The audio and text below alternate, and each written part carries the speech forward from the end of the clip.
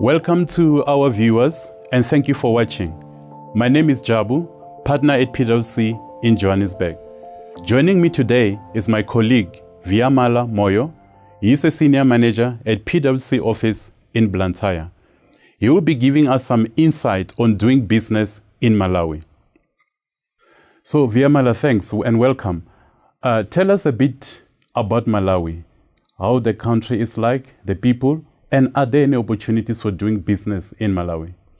Malawi is the warm heart of Africa. It is a country that is politically stable and has got a relative financial stability.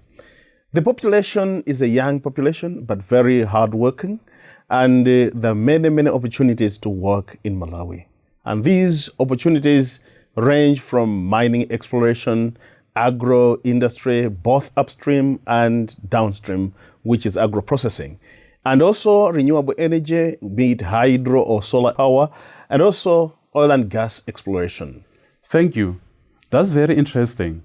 Malawi seems to be a vibrant economy, and it also seems to be awash with a lot of opportunities for investors. But international indicators show us that there has been a lot of reluctance for investors to invest in Malawi.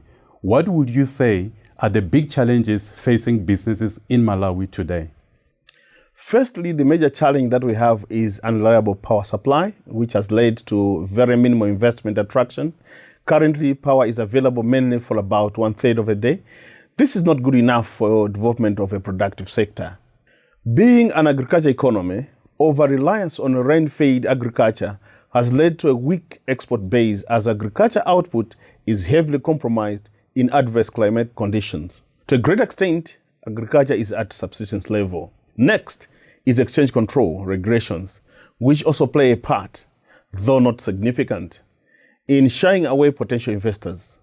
Where the investment is not registered with exchange control authorities, it is less likely that any returns or capital could be repatriated. Next, I'll talk about labor issues.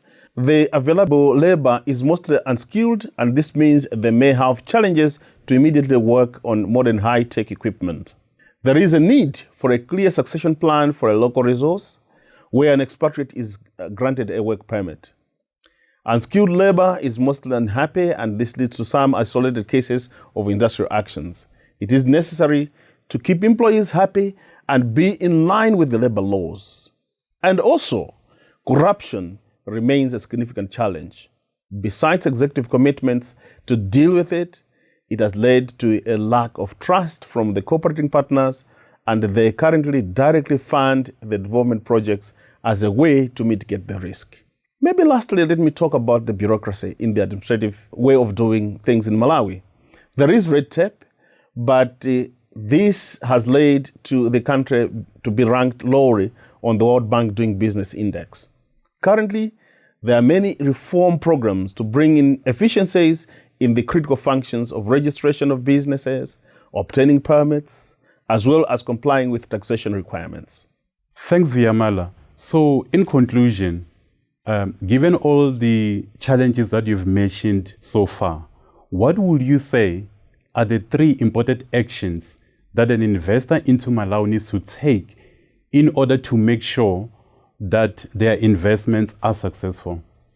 Firstly, understand the current risk factors and comply with the requirements from the beginning. Get it right the first time. Have all the registrations and approvals in place, and it simplifies doing business in Malawi. Secondly, every investor needs to bear in mind the inherent challenges of a landlocked country. Transport costs, another key factor to consider, given that Malawi does not have direct access to the sea.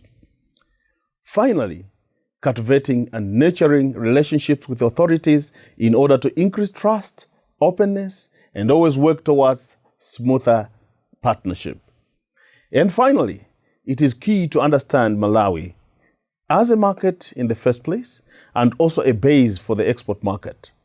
Given the potential of an economic development, it is always important to be on the lookout for further opportunities linked to the envisaged investment sector and take full advantage of them.